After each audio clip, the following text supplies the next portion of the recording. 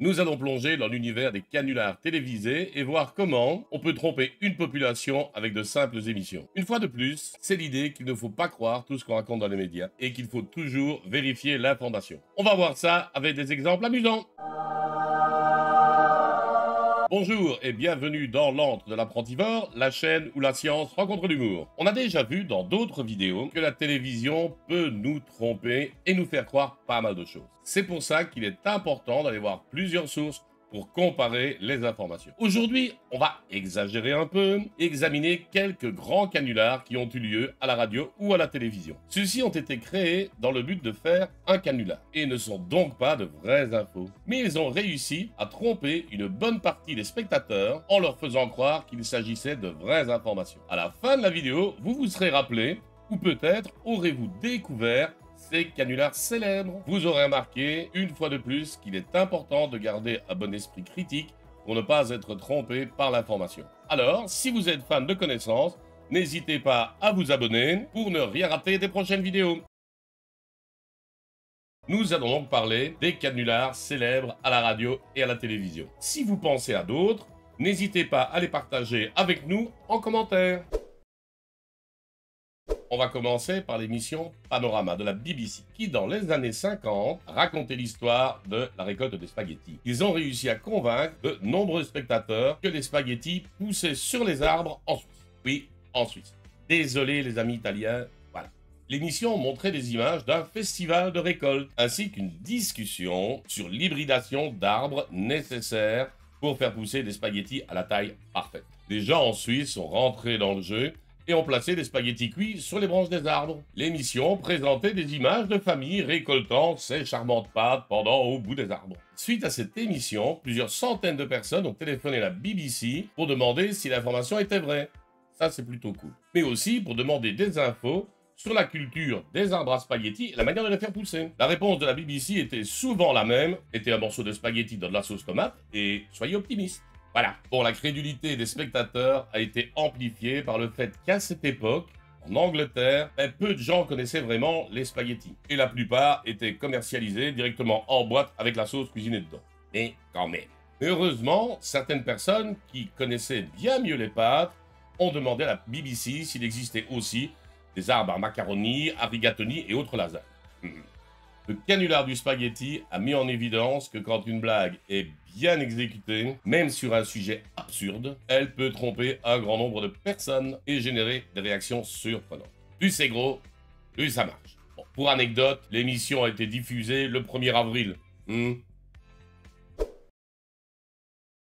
Parlons maintenant d'Orson Welles, le maestro du canular radiophonique. En 1938, il réalise une adaptation radio de La Guerre des Mondes, le roman de l'autre Welles, Herbert George de son prénom. Elle a semé la panique chez de nombreux auditeurs. Il a diffusé une émission qui se faisait être un bulletin d'information au cours duquel il racontait que des extraterrestres avaient débarqué. En fait, à la base, c'était prévu être l'adaptation radiophonique du roman. Il n'avait pas pour but d'être pris pour un bulletin d'information. Mais avec sa narration réaliste et la simulation d'un bulletin d'information, beaucoup de gens y ont cru. Welles a réussi à faire croire aux gens qu'une réelle invasion extraterrestre avait lieu. Certains ont même pris la fuite pour échapper aux aliens. Attention, il n'y a pas eu le vent de panique que certaines personnes ont tendance à vouloir faire croire. Et quand même, pas mal de personnes y ont cru. Même si Welles a terminé en disant « Hey, c'est Halloween ». Bien sûr, les réactions furent exagérées, parce qu'à cette époque-là, on ne disposait pas de 53 autres chaînes d'information pour aller voir si les autres parlaient de la même chose. Voilà, donc normalement, vous ne devriez pas croiser ni Alien ni E.T. en allant faire vos courses la prochaine fois, même si BFM TV le dit. Il y a eu aussi l'émission Bye Bye Belgium, qui est une émission télévisée belge qui a été diffusée en 2006 sur la RTBF, la télévision publique belge francophone. Bye Bye Belgium était une parodie politique qui imaginait la Belgique séparée et mettait en scène des événements fictifs liés à une possible scission du pays. L'émission a été diffusée dans un contexte de tension croissante entre les communautés francophones et néerlandophones de Belgique. Mais bon, je vais pas m'étendre sur les raisons de l'émission, ça n'intéresse que les Belges. Et encore, ça nous gonfle aussi assez souvent. La chaîne officielle a donc diffusé un JT spécial annonçant une fausse nouvelle montée de toutes pièces. La séparation de la Belgique après la déclaration d'indépendance de l'Flandre. Elle a également suscité pas mal de réactions vu qu'elle s'était présentée sur la chaîne officielle comme un JT avec les présentateurs habituels, etc. Évidemment, de nombreuses personnes y ont cru. Les téléphones de la chaîne se sont mis à chauffer et après 36 minutes d'émission, ils se sont résolus à passer un bandeau. Ceci est une fiction, comme celui-là. Ils avaient prévu d'utiliser en cas de coup dur, mais normalement ils pensaient pas devoir l'utiliser. Mais vu que ça marchait trop bien. Donc voilà, dans ce cas, même la chaîne pensait que les gens comprendraient que c'était une fiction. Eh ben non. Certaines personnes ont trouvé cette émission marrante et bien faite. Et bien sûr, certaines personnes se sont plaintes, ont râlé, etc. C'était peut-être celles qui s'étaient fait prendre par le canular d'ailleurs, qui se sont plaints et qui étaient blessés dans leur ego. Donc, autant que ce soit la faute de quelqu'un d'autre. Ghostwatch est une émission de télévision britannique diffusée en 1992 sur la BBC, ou 1992. Elle a été conçue pour ressembler à un documentaire filmé en direct et son format réaliste a trompé de nombreux téléspectateurs qui ont pris les événements pour des faits réels. L'émission présentait une équipe de télévision qui enquêtait sur une maison prétendument. Il y avait des séquences filmées en direct et des appels téléphoniques de spectateurs qui partageaient leurs propres expériences paranormales. Les acteurs jouaient des rôles crédibles, notamment Michael Parkinson, un célèbre animateur de talk show qui était l'animateur de l'émission. Au fur et à mesure que l'émission progressait, des événements de plus en plus étranges se produisaient.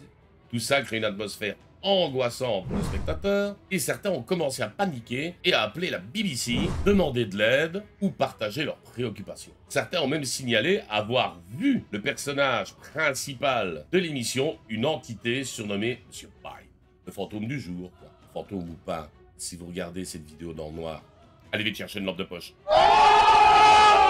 L'émission a bien sûr provoqué une polémique et la BBC ne s'est pas fait que de peur. L'émission a été conçue pour expérimenter les réactions du public et à explorer les limites de la télévision en matière de manipulation de la réalité. L'émission a suscité une grande controverse car certains spectateurs ont été traumatisés et se sont sentis trompés par la BBC.